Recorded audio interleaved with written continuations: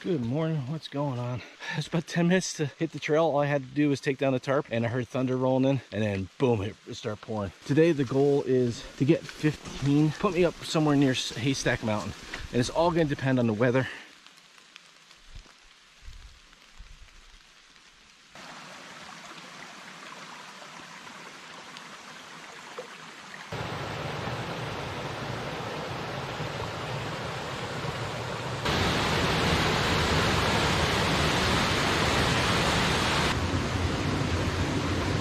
Back into the Moshannon State Forest.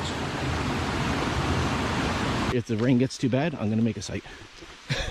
I got plenty of water. I cameled up on water. There's some thunder. Well, I found home. I'm at about mile 56. I started coming through that forest and it started pouring. Nice and relaxing. Got about an hour until sunset.